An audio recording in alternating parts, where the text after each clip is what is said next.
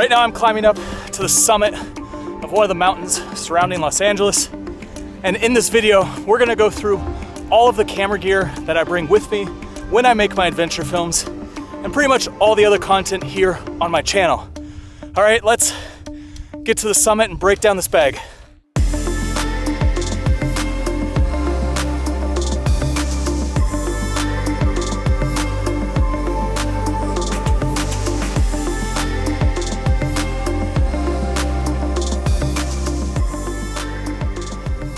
We just made it to the summit. This is pretty incredible up here. This is basically everything that can fit in one backpack. I try to keep everything light, but also have everything that I need for any kind of filming situation that I'm gonna get into. So we're gonna go through all the gear that's in this backpack, and I take different configurations depending on the shoot. I don't always take everything, so I'll change out different components, and I'll kind of explain why as we go through it. And this isn't my only backpack that I use. This is one of the bigger ones. I have one that's a little bit smaller, but the whole idea is that I can take it anywhere, whether I'm hiking to the summit of a mountain, or I'm jumping on a plane, or I'm going to the jungles in Thailand, or wherever. I can have everything in one kit. So the whole thing starts with having a solid backpack. So this is Shimoda's new bag. It's the Explorer version 2, and the Kickstarter launched today. So if you want to know more about this bag after this video is done, I'll put a link down below in the description. But basically the reason I like this bag is that it is built for adventure. So they have two bags in Shimoda's line. They have the Explorer version 2, and they also have the Action X. So they have a lot of the same components, but the Action line, you can stuff more in it because it has a roll top, whereas this one is more sleek looking. So it doesn't have the roll top, and it has more features that are geared towards travel. So right here on the front, on the top straps, you have two pockets. I typically put my Rode Wireless Go right here. So one of the things I always use for audio is a Rode Wireless Go, and I use version 2 because of the backup recording that you can do with this. This can be a standalone recorder without having to connect to the camera, or because it has two transmitters, I can run one lav on me and one on the person that I'm interviewing. And it just sits right there on the front of the bag. Now you can also put a cell phone in here, and on this side, you could put some other gear. It's also big enough to hold like a small water bottle. Now it's got a chest strap and it's got a waist strap, and you can actually take this whole section off.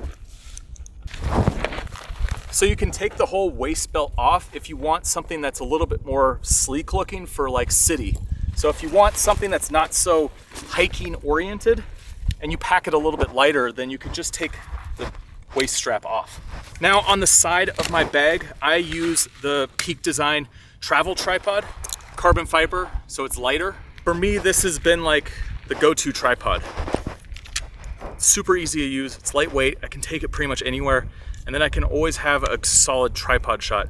Now the one thing that this doesn't have for video shooters is a video head. It's a photo head, it's a ball head. For me, that's the only major downside, is that it's not a full video tripod. Now, one of the things I want to get in the future is an adapter for this where I could put on a video head, but otherwise this is just always in my pack.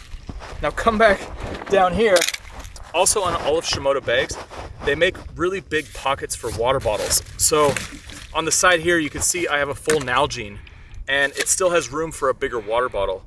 That's one of my biggest complaints when it comes to camera backpacks in general, is like place for water. So you have two of these big pouches on the side, on either side of this pack, plus this one in the front could also hold a water bottle. And for going outside, hiking, doing adventure stuff, I always have big water bottles on me because water is super important. Now the camera that I use is the Sony a7S Mark III, and Jesse is holding that. So I'm gonna get a shot of him because he came all the way to the top of this mountain with me to shoot this video, so I didn't have to do it alone.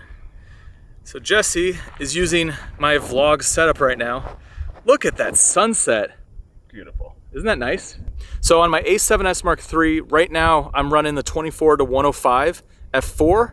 I've got the Sony shotgun mic, and that's just like a simple run and gun setup where I could pretty much use it for anything. So when it comes to lenses, I use a mix. So I'll either do zoom lenses, or I'll do primes, or I'll do, zooms with one prime. When I'm shooting, I want lightweight glass, and that was one of the reasons why I used Micro Four Thirds for so long. But the whole Sony line is super small, And when you use certain lenses in the Sony range, they are small as well. So this 24 to 105 is an f4, which, you know, it's not the fastest glass out there, but it's smaller than the 2.8 24 to 70. Now the other lens that I use that's a zoom is my 70 to 200 f4 as well.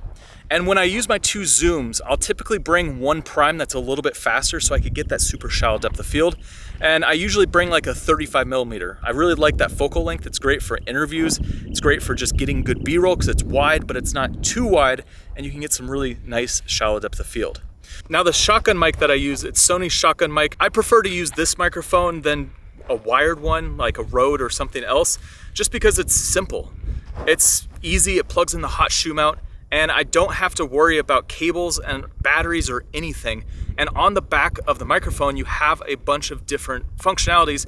You can change the directionality of the microphone, so it can be omnidirectional or it can be more directional. You can also change having noise reduction or a low cut pass filter.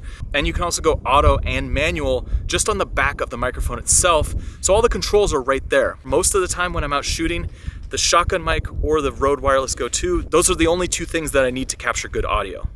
All right, so back on the bag, we have these water bottle holders on the side. These actually just tuck away, which is super convenient. So if you don't always want to have things hanging off the bag, it cleans it up. Now, when you open this side pouch, there's actually two filter cases right here. So if you carry two variable NDs, put them right here on the side. Now, on the front of the bag, you have a big zippered pocket here. There's more filter cases or whatever else you want to stick here. Big open pocket in the front, a second pocket here. So just a lot of places for storage, depending on, you know, what you need to bring with you. I sometimes put my laptop in the front here if I don't want it in the back, and I know I'm not gonna be setting this down on the ground. And on the top here, we have a big cavity, which is where I store a lot of my additional gear that doesn't go in my internal camera unit. And we'll go through that in a second, but let's go into what I carry in the back here. So Shimoda comes with different internal camera units. The one I have can fit like my camera and a few lenses, some extra parts, my Rode Wireless Go case. And this is kind of a cool thing that Shimoda came out with, and that is a case specifically for the Rode Wireless Go or anything else about this size. So I could put all of my receivers, my transmitters, my mic packs, cabling, it all just goes in this little pack. So I know if I need wireless audio, I just grab this. For my lenses, when I do prime lenses, I typically bring 4 lenses with me. The 20, which is my go-to vlog lens, like that is my favorite lens. That was what I shot at the beginning of this video when I was walking up the mountain. It's the perfect width for doing any sort of vlog content, and it's a 1.8. And that's one thing, I like all of Sony's lenses that are the 1.8s, and the reason for that is they're smaller and they're lighter. They feel more like micro four thirds lenses, even though they're a full frame lens. So I take the 20, the 35, which we talked about earlier, I take the 55, and I take the 85. And that's kind of my whole lens lineup when it comes to primes. So if I'm not using zooms, I'll take those 4 primes. And this is the 55. I mean, this thing is tiny.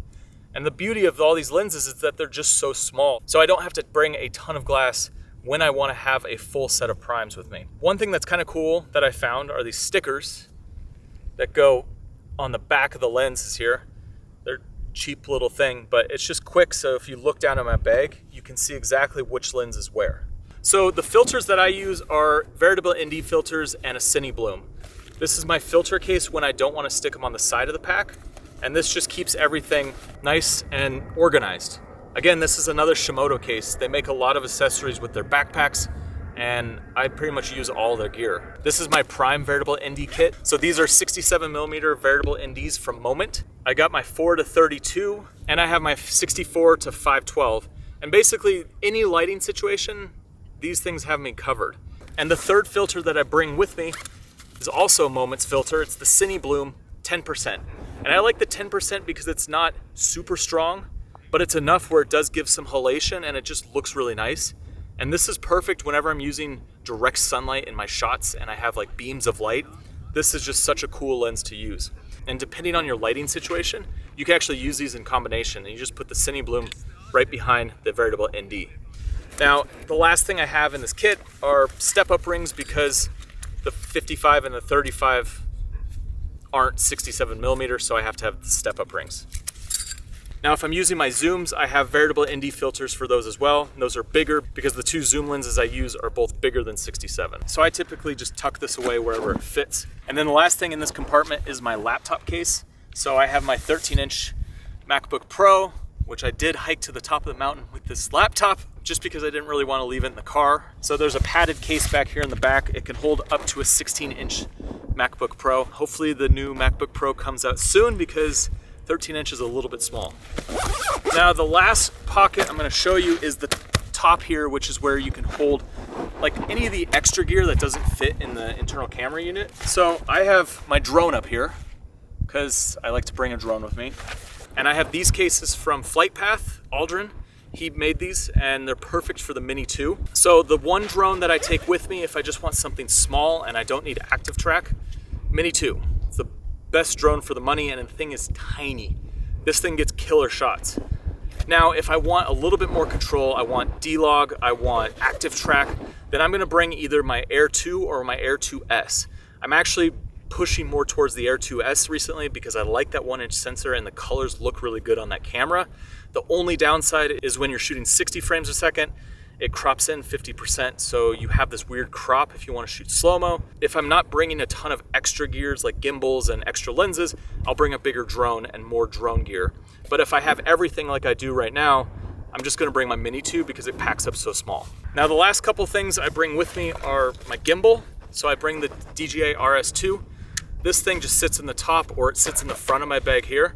I prefer the RS2 over the RSC2 because this has a removable battery, so I can bring multiple batteries with me. And then one other thing I might bring is lighting. So this is just the Aperture little MC lights. These things work really well if you just need like a quick hit of light, and they're color. Now, if I need more light than one of these, I might bring something else, but for a travel kit, I want gear that's gonna fit in the backpack, in my Shimoda bag. So these are perfect because I might bring a few of them with me, and they're small, and they can kind of go anywhere where there's open holes for gear. So also in this top pouch, you have a couple more zippers for gear or whatever else. In the back here, you have a passport holder. Right now it has cards from the shoot I finished today. See, I've got all the memory from everything we were shooting earlier today before we did this hike. And I packed that away deep so there's no chance of losing it.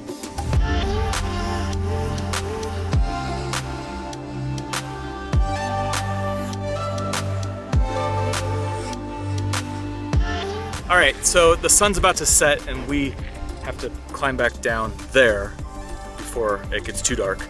But this is pretty much all the gear that I use when I'm out filming, when I'm doing my adventure films. Like I said, keeping everything on me is super important, and having a solid backpack is super important. So if you want to learn more about the Explorer version 2, I'll put a link down below in the description for the Kickstarter that just launched today. And also I'll include links to everything down below in the description. So if there's anything specific you want to check out, I'll put it down there. And if I have a video on my channel, I'll include that as well. All right, but it's time to get off this mountain. So I'll see you on the next one.